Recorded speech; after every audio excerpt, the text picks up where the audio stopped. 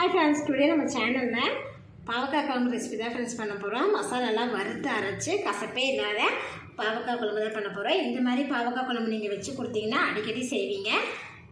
வீட்டில் இருக்கிறவங்க பாவக்காய் குழம்பு வேண்டான்னே சொல்ல மாட்டாங்க, அந்தளவுக்கு விரும்பி சாப்பிடுவாங்க.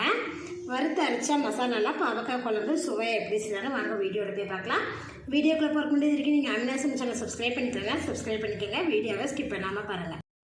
2 பாவக்காவை வாஷ் பண்ணிவிட்டு இந்த மாதிரி ரவுண்டாக கட் பண்ணி வச்சுருக்கேன். இப்போ இது கூட பார்த்திங்கன்னா கொஞ்சமாக உப்பு சேர்த்துட்டு இது நல்லா மிக்ஸ் பண்ணிக்கலாம். கையிலே நல்லா மிக்ஸ் பண்ணிடுங்க. இது அப்படியே ஒரு 5 நிமிஷம் வச்சிட்டோம்னா நல்லா தண்ணி பாவக்காயில் இருக்கிற நீரெல்லாம் பார்த்திங்கன்னா நல்லாவே இறங்கிடும். பேன் சூடாமே இதில் 2 டீஸ்பூன் அளவுக்கு வேர்க்கடலை எடுத்துக்கலாம். லோ ஃப்ளேம்லேயே வேர்க்கடலை லேசாக வறுத்துட்டோம். வேறு ஒரு பிளேட்டில் மாற்றிட்டேன். இப்போ இது கூட பார்த்திங்கன்னா 2 டீஸ்பூனுக்கு வரமல்லி, இதுவும் பார்த்திங்கன்னா லோ ஃப்ளேமில் தான் வச்சுருக்கேன். காரத்துக்கு பார்த்திங்கன்னா நான் 8 வரமிளகாய் எடுத்துருக்கேன்.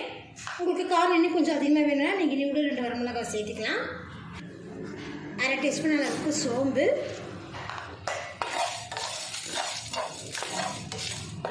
லோ ஃப்ளேம்லேயே வறுத்துக்கோங்க. 1/2 கப் அளவுக்கு துருவன தேங்காய்,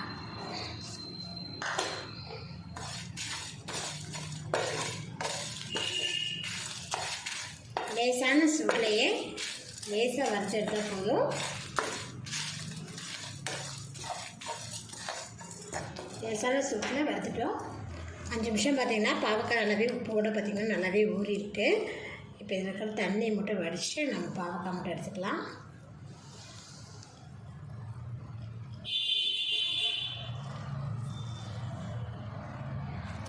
தேங்காய், வரமல்லி, சோம்பு, வரமிளகாய் இதெல்லாம் போட்டு நம்ம நல்லா வறுத்து வச்சிட்டோம்.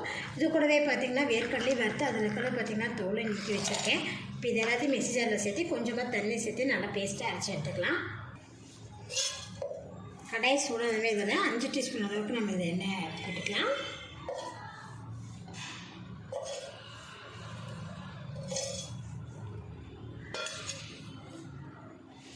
எண்ணெய் சூடாகவே இதில் பாவக்காய் ஆட் பண்ணிடுங்க.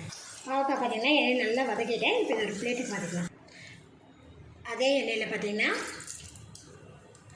1/4 டீஸ்பூன் அளவுக்கு வெந்தயம் சேர்த்துருக்கேன்.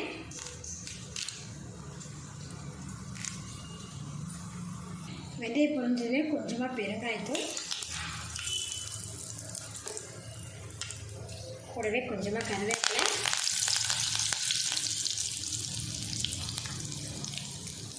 கருவேப்பிலை நல்லா பொரிஞ்சதுமே 7-8 பல்லு பூண்டு பார்த்திங்கன்னா நான் முழுசாகவே சேர்த்துருக்கேன். முழுசாக சேர்க்கும்போது என்னென்னு பார்த்தீங்கன்னா பாவக்காவோட சேர்த்து சாப்பிட்ற குழம்பும் நல்லாயிருக்கும். அதனால தான் முழுசாக சேர்த்துருக்கேன். நீங்கள் கட் பண்ணி கூட இதை சேர்த்துக்கலாம். பூண்டு லேசாக வதங்கினதுமே இதில் சின்ன வெங்காயம் 15 சின்ன வெங்காயத்தை 2 கட் பண்ணி போட்டிருக்கேன். இதெல்லாம் வதக்கி விட்டுருவோம். வெங்காயம் பார்த்திங்கன்னா நல்லா வதங்கியிருக்கு பாருங்க. இப்போ இது கூட நம்ம தக்காளி சேர்த்துக்கலாம். 2 தக்காளி பார்த்திங்கன்னா கட் பண்ணி வச்சுருக்கேன், அதை இதில் சேர்த்துக்கிறேன். தக்காளி நல்லா வதங்கணும். நல்லா மிக்ஸ் பண்ணிவிட்டு மீடியம் ஃப்ளேம்லேயே ஒரு 3 நிமிஷம் நம்ம மூடி போட்டு வச்சுக்கலாம்.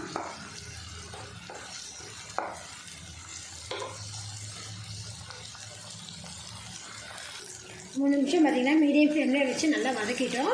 வதக்கின தக்காளி பார்த்திங்கன்னா நல்லா சுண்டி வதங்கி எண்ணெய் பார்த்திங்கன்னா வதக்கிட்டு பாருங்க. இப்போ இது கூட நம்ம வறுத்து அரைச்ச மசாலாவே இதில் சேர்த்துடலாம்.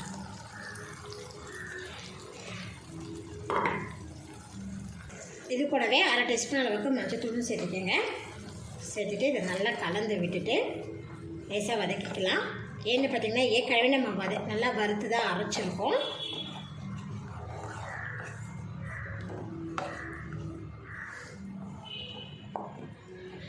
மசாலா பாருங்கள் நல்லா வதங்கியிருக்கு. இப்போ இது கூட நம்ம வதக்கி வச்சுக்கிற பாவக்காவை இதில் சேர்த்துடலாம். சேர்த்து மசாலாவோட நல்லா மிக்ஸ் பண்ணி விட்டுருங்க.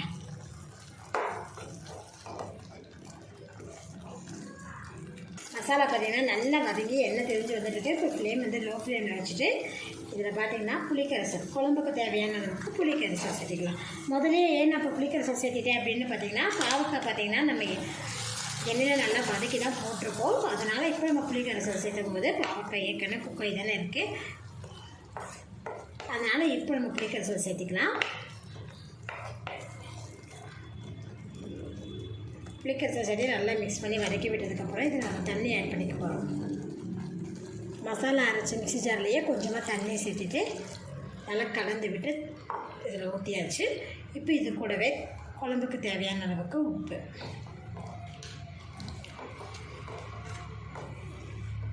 இப்போ இதை மீடியம் ஃப்ளேமில் 10 நிமிஷம் நம்ம குக் பண்ணிக்கலாம். மீடியம் ஃப்ளேம்லேயே 10 நிமிஷம் நம்ம மூடி வச்சுக்கலாம். 10 பாவக்காய் பார்த்திங்கன்னா மசாலா பிடிச்சி நல்லாவே குக் ஆகிருக்கு. மசாலாலாம் பார்த்திங்கன்னா நல்லாவே வெந்துருச்சு பாருங்கள். நம்ம மசாலாலாம் வறுத்து அரைச்சி போடுறதுங்காட்டி இந்த பாவக்காய் குழம்பு பார்த்திங்கன்னா நல்லா டேஸ்ட்டாக இருக்கும். இதை போல் செஞ்சிங்கன்னா அடிக்கடி செய்வீங்க ஃப்ரெண்ட்ஸ். பூண்டெல்லாம் சாப்பிட்றதுக்கு ரொம்ப சூப்பராக இருக்கும் பாருங்கள். இந்த ரெசிபி நீங்களும் செஞ்சு பாருங்கள். இந்த வீடியோ பிடிச்சினா லைக் பண்ணுங்கள். மறக்காமல் ஆமினா சமைச்சலை சப்ஸ்கிரைப் பண்ணிக்கோங்க. நன்றி.